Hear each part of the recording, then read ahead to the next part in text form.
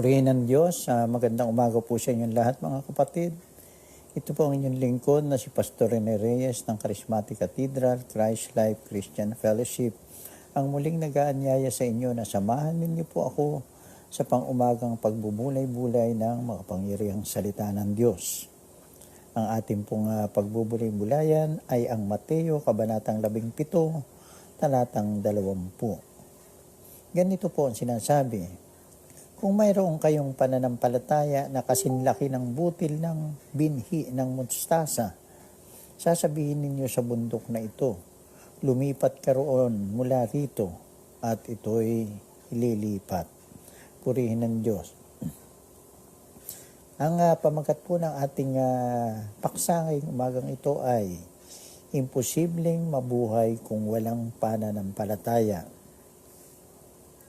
Ang buhay ay hindi maaaring magpatuloy kung walang pananampalataya. Ito'y kailangan sa lahat ng bahagi ng buhay. Kayo'y may pananampalataya sa inyong asawa na kanyang tutuparin ang kanyang pangako. Kayo'y may pananampalataya sa inyong mga anak, sa mga magulang, sa mga kaibigan na gagawin nila ang kanilang sinabi. Kailangan ng pananampalataya ng mga pinuno ng bansa sa kanilang pakikipagkasunduan, natuto pa rin ang bawat isa ng kanilang bahagi. Tuwing kayo'y sasakay sa isang sasakyan at nagpapakita kayo ng pananampalataya na dadalhin kayo noon sa inyong pupuntahan, iyan din ang inyong ipinakikita tuwing magpapadala kayo ng sulat sa pamamagitan ng koreo, telegrama o email. Kailangan ng pananampalataya at kung wala nito, ay magiging napakagulo ng buhay at walang marahil ay wala kayong magagawa. Walang pagkakaiba ang buhay espiritual at ang pananampalatayang kailangan ay walang pagkakaiba sapagkat ang pananampalataya ay nangangahulugan ng pagtitiwala. Sa buhay espiritual, ang pananampalataya ay pagtitiwala sa Diyos na kanyang gagawin ang kanyang sinabi. May mga nag-aakala na sasagutin lamang sila ng Diyos kung sila'y may malaking pananampalataya. Ngunit iba ang sabi ni Jesus. Kung mayroon kayong pananampalataya na kasinlaki ng butil ng binhi ng mustasa, sasabihin ninyo sa bundok na ito, lumipat ka roon mula rito at ito'y lilipat. Mateo, Kabanatang 17, Talatang 20. Ang kailangan ay hindi malaking pananampalataya, kundi isang maliit na pananampalataya sa isang makapangyarihang Diyos. Gaano man kalaki ang inyong pananampalataya sa isang sasakyang patay ang baterya, ay wala pa rin kayong mararating. Ganyan din ang pananampalataya sa buhay espiritual.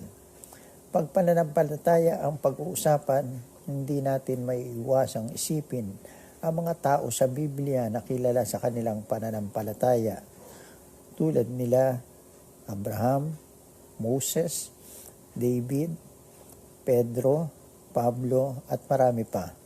Ngunit kung susuriin ninyo ang kanilang buhay, matutuklasan ninyo na marami rin silang pagkukulang. Si Abraham ay nagsinungaling. Si Moises ay pumatay ng tao. Si David ay nang-agaw ng asawa. Si Pedro naman ay 3 beses na nagkanulo sa kanyang Panginoon. At si Pablo ay naging kasangkot sa pagpatay kay Esteban. Ang dahilan ng kanilang kadakilaan ay hindi sapagkat sila'y may malaking pananampalataya, kundi natutuhan nilang maglagak ng pananampalataya sa isang dakilang Diyos. Simple ang kanilang pananampalataya, ngunit malaki at dakila ang kanilang sinasampalatayanan. Yan ang mahalaga sa pananampalataya, kung sino at ano ang pinaglalagakan nito. Magtiwala kayo sa sarili at kayo'y tiyak na mabibigo. Magtiwala kayo sa iba at kayo'y malamang na masisiphayo.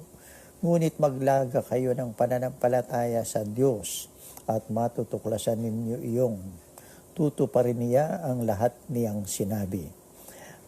Patatawarin niya ang inyong mga kasalanan.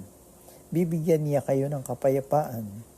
Tutugunin niya ang inyong mga panalangin at pupunuin niya ang inyong pangangailangan. Purihin po natin ang dakilang Diyos. Patuloy po kayong pagpalain ng Panginoon. Maraming salamat po sa patuloy niyong pakikiisa sa pang-umagang pagbubulay-bulay ng salita ng Diyos. Have a nice day.